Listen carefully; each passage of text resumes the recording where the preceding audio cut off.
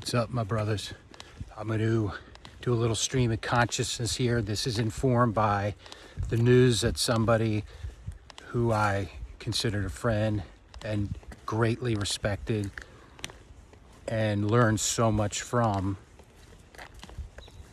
took their own life recently, a veteran. So one, thank you to all the veterans out there and the incredible sacrifice you make, and physically and mentally, emotionally. PTSD takes so many lives of our men and women in the military, and that is hellish. Now, beyond that, what's even more hellish is not to take the lessons learned that can be learned from this kind of bad situation. I think it does fold into life, divorce, anything, getting fired, anything. These things about, let's take marriage, divorce, right? I'm just going to go on some tangent rides here. The need to need something, the romantic need of love and to find your other half, that's beautiful in a romantic sense, but it can be deadly in real terms and also to the spirit. What does that mean? And again, I'm channeling Michael Singer here a lot. As you know, I've mentioned it before, but a need isn't exactly a beautiful thing. It's saying, I can't fulfill this, so I'm going to go outside myself to do it and rely on somebody else who has their own needs and they're trying to fulfill. And then you're like, can become passing ships in the night. I speak from experience. So what do we do with that? And how does this build from what I just opened with? The sadness over my friend, right? It means that work on yourself. When things come up inside, unworthiness or you're not in shape or whatever, just breathe and let it go. There's nothing of value there. Now, it's a lot harder to do that. It's simple to do, but hard. It's simple, but not easy, okay? And you guys out there just getting hit by the storm of this breakup, and I know I've told you 50 times, you can go back and look at my videos where I was, and then you throw kids in there. But, sorry, I'm stumbling over a rock garden here. What I want to encourage you to do is just take a breath and find the value in what's going on and look at what questions you're asking and what answers are coming up, because the question will inform the answer, right? Whereas, why is this happening to me? Why is she doing that to me? Or why is he doing that to me? I'm going to head back. I did a few miles. We're near the end. I got inspired. So now listen, I'm not talking about don't feel sorry for yourself, get up, grind. I'm not saying about any of that. What I'm saying is, and again, this is nothing new in the world, just things I'm talking to you about.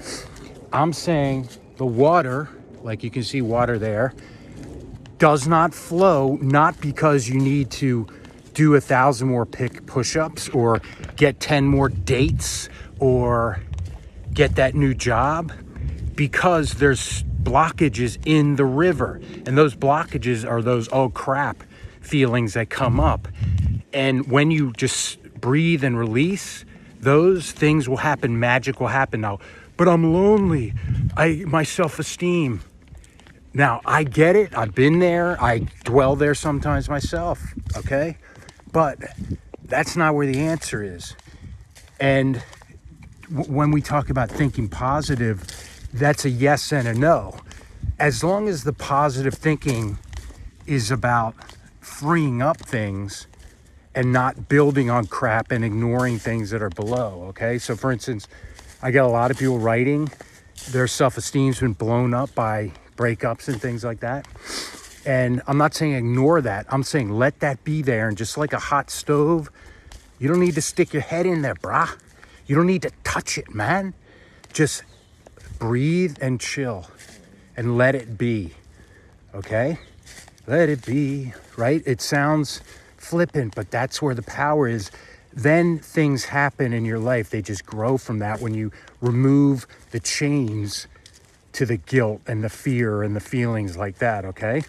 So let me take a breath and just recenter here. So, for instance, horrible thing, my friend, right?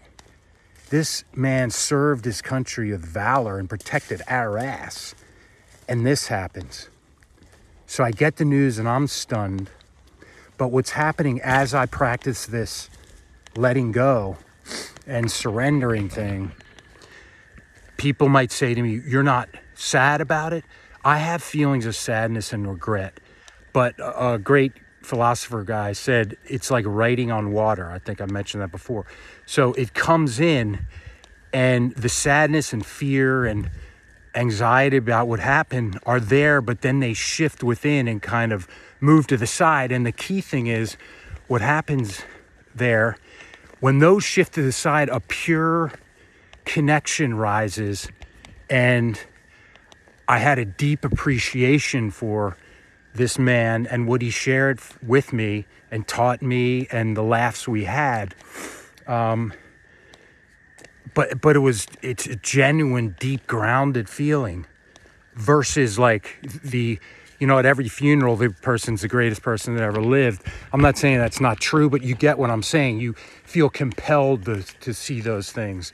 But when you move the stones out, you just let go of that, beautiful things arise. Now, I'm not saying, whatever, being flippant. I'm saying those feelings of sadness and guilt, fear, what have you, they are the source of the issue. And the more you can breathe and just chill. So what does all this mean? First of all, personally, I would find every lecture Michael Singer gives and just listen to it on repeat. If I would go back when the bomb dropped on me, that's what I would do. Secondly, when you're in bed, just relax your whole body and breathe out. And when those feelings of attachment and fear come up, you just breathe and let them go. Don't play with them. You'll get better at this. And then you start, again, I'm echoing things here, but you start with small things. Somebody cuts you off in traffic, gives you a look. You just let it go. Life's short. You don't need this. So it's almost like the yin yang, the soft approach to this. I'm not talking about not going out with your friends and hanging out and things like that, or exercising or eating right. But these are outsprings of that sense of wellness that comes up when we are able to just sit with something and release it. And if it's still there, be with it. In hot yoga, we talk about staying in the room, right? Stay in the room. Give me some comments on what you think about this. It's not for everybody. It truly is the spiritual warrior's path. Ask me questions. Continue the emails at divorcestrong@yahoo.com. I appreciate you listening to me. It's been a very eventful day, my brothers. Peace.